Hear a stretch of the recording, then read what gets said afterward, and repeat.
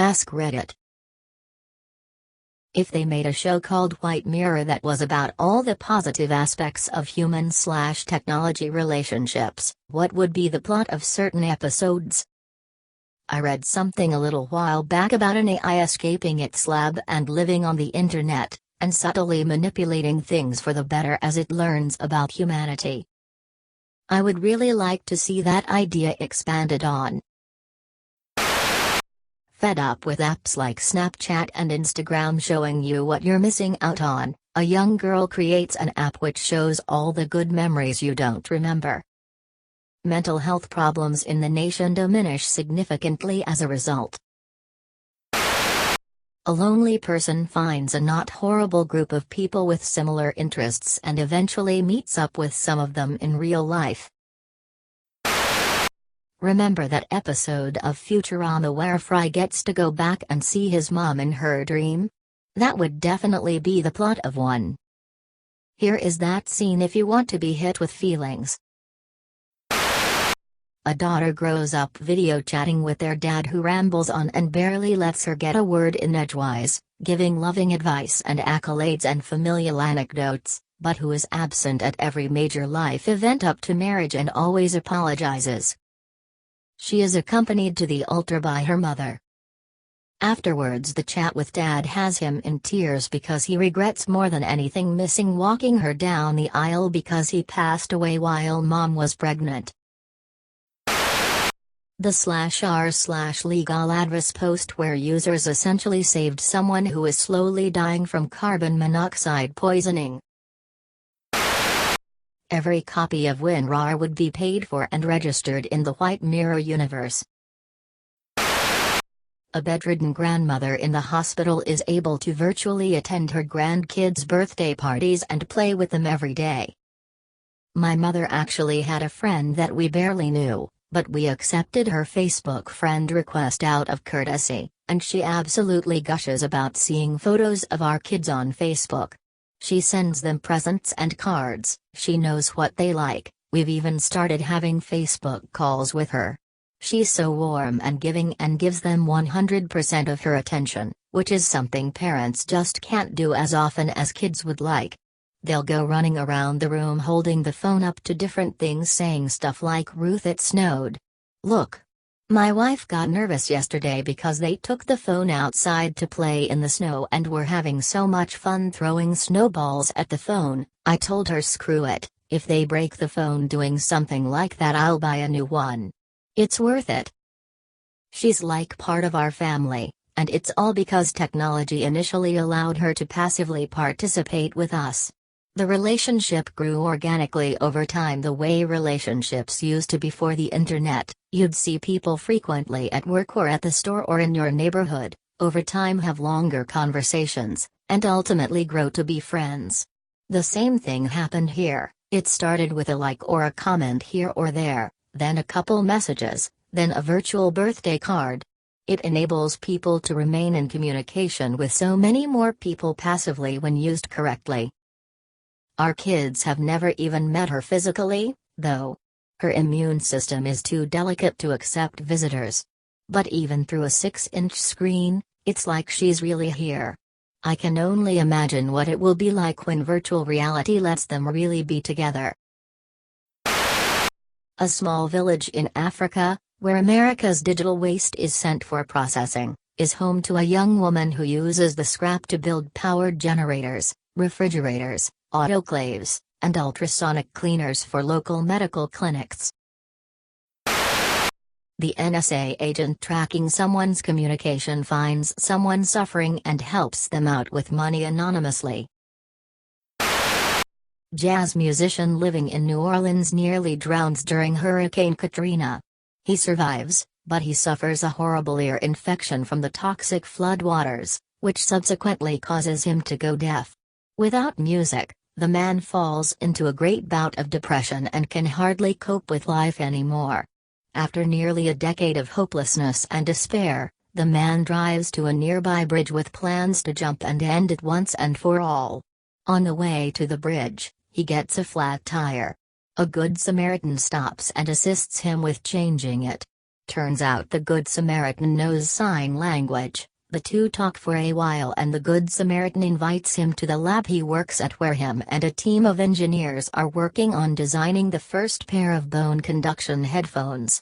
Using the musician as a test subject, they successfully perfect the headphones, and the musician hears the sweet sound of jazz for the first time in 10 years. His depression fades away, and the man becomes happier than he was before the incident. And if the happy ending doesn't work, then maybe he gets hit by a bus or something. There's a thread on our World News right now about a lifeguard team testing a new drone out and actually getting to use it to save a struggler 700 meters from shore. A teenager in Vietnam is killed by a landmine and his parents decide to donate his organs. One of the receivers of his organs learns about the donor just before they go to college. Years later, the receiver has completed the invention of technology that will quickly and effectively locate buried landmines. Set in a post-apocalyptic wasteland, the story of a woman who breaks into a warehouse searching for a teddy bear to cheer up her terminally ill little sister.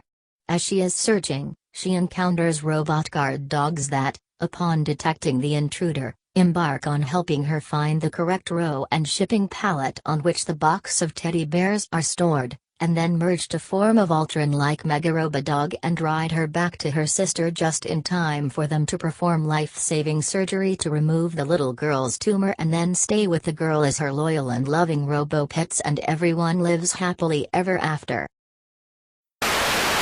A man meets a woman while vacationing in a major city. She lives there, but he doesn't. He's leaving for his home on the other side of the country the next morning. They wander the streets of the busy city all night long, chatting constantly about their hopes and dreams. They watch the sunrise wrapped in each other's arms. When she takes him to the airport the next morning, she's clearly upset. She's never met anyone she gets along with so well. He offers to stay in touch with Skype and they exchange usernames, but she isn't too hopeful about the situation. When she gets home from the airport and lets her computer wake from its sleep mode, she notices he's added her before ever even getting on the plane, only moments after she left him according to the timestamp. Later that night, when he's settled at home, he logs on to Skype to see her icon is online. He messages her instantly. Their playful banter and easy conversation flow long into the morning hours. Over time, their weekly Skype sessions become daily. They begin to show each other their home cities, taking their phones with them to Skype anywhere they can. He walks her down a street festival where music and light pour from every stall. His headphones in, only he can hear what she has to say to him. She makes an hour-long drive to her parents' house, and he Skypes with her on the drive, keeping her entertained with car games and random trivia. She sends him a recipe she found online, and that night they make and eat the same meal on opposite sides of the country. They begin to look forward to seeing each other's Skype icon alight every single night without fail. They even turn on a tracking app that helps them see how far the other has to go before they are home. They fall asleep while Skyping and wake to each other's sleeping form. But distance makes all things hard. Months pass. Both their data bills are through the roof. He begins to feel a lack of connection to her, the real her. She feels like all she knows of him is the face of her phone. As if the device and the person are one in the same. They miss one Skype. Then another cause he has to work. Another cause she fell asleep while waiting for him. One day, though they pre-agreed to Skype that night, he never even shows. The icon stays unlit, and though she tries to keep her mind steady, she feels the cold hard stab of doubt in her chest. Was it something she said? Is he with someone better for him? One that doesn't pester him every day? She checks the tracking app. Nothing. His isn't even turned on. Sending another stab of doubt through her. Where could he be that he doesn't want her to know? Why is he hiding his movements? He never seemed like someone who'd do that. But did she ever really know him? Or just the online him? Another hour passes, and though she tries to keep occupied, she can't stop checking. Still nothing. In her frustration, she throws down her phone and the screen shatters. The white light bleeding black from every crack into the screen. Angry, hot tears spring to her eyes as she watches the gray icon flicker away completely. Her doorbell rings, and as she swipes away her frustrated tears, she apologizes to the phone. Picking it up off the floor, she wipes away spare shards of screen glass, as if that will turn back the clock. She knows it can't hear. It's not a person nor the thing she's angry about, but it did nothing wrong. With phone in hand, she walks to the door where there he stands. A duffel under one arm, too big to be an overnight bag. In the other he has his phone out. "Why aren't you online?" He says. "I was gonna surprise you. But my flight was late." She launches herself at him, into his arms, causing his phone to fall to the ground. No more devices between them.